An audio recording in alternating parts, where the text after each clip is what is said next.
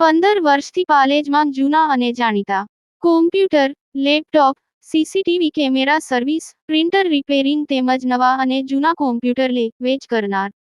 Admission form તેમજ તમામ સરકારી ફોર્મ ઓનલાઈન ભરી આપવામાં આવશે.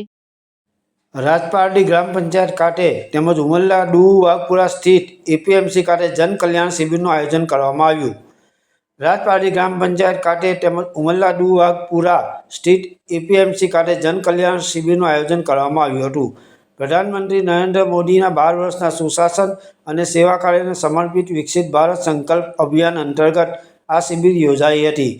આયોજિત કાર્યક્રમમાં ભરૂચ જિલ્લા પંચાયત પ્રમુખ ડિમ્પલબેન રાજ, ધારાસભ્ય રીતેશ વસાવા, તાલુકા પંચાયતના હોદ્દેદારો, રાજપારડી ગ્રામ પંચાયતના સરપંચ તેમજ ઉમરલા ખાતે મામલતદાર ઝઘડિયા, પૂર્વ જિલ્લા પંચાયત પ્રમુખ મહેન્દ્રસિંહ વાસદિયા, તાલુકા પંચાયત પ્રમુખ સરસ્વતીબેન વસાવા તેમજ ઉપપ્રમુખ નરેન્દ્ર પટેલ, જિલ્લા પંચાયત સભ્ય ધર્મિષ્ઠાબેન વાસદિયા તેમજ વિવિધ વિભાગોના અધિકારીઓ ઉપસ્થિત રહ્યા હતા. બંને શિબિરોમાં પ્રાંત અધિકારી સ્થળ વિઝિટ કરી હતી. શિબિર દરમિયાન વિવિધ સરકારી વિભાગોની સેવાઓ એક જ સ્થળે ઉપલબ્ધ કરાવવામાં આવી હતી, જેથી ગ્રામજનોને સરળતાથી યોજનાઓનો લાભ મળી શકે.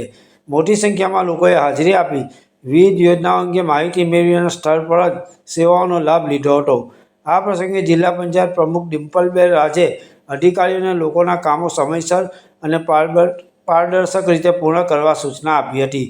સાથે જ નાગરિકોને સરકારની કલ્યાણકારી યોજનાઓનો વધુમાં વધુ લાભ લેવા અપીલ કરવામાં આવી હતી.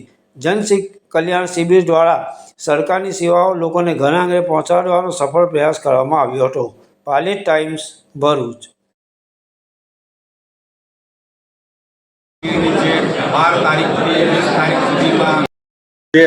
15 રોજ યોજનાકીય જે લાભો મળવાના છે એ બાબતે સેવા સેતુ આખા ગુજરાતમાં યોજવાનો કાર્યક્રમ હતો.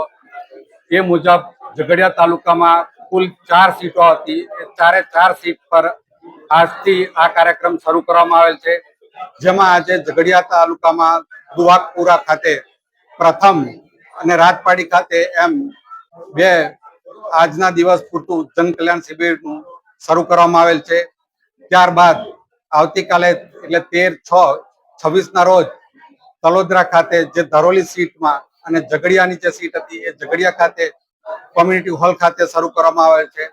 અને 10:30 થી 5 સુધી ઝઘડિયા તાલુકાના તમામ ગ્રામજનો આ બાબતે લાભ લે એ બાબતે સંપૂર્ણ આયોજન અત્રેથી કરવામાં આવેલ છે વહીવટી તંત્ર તરફથી.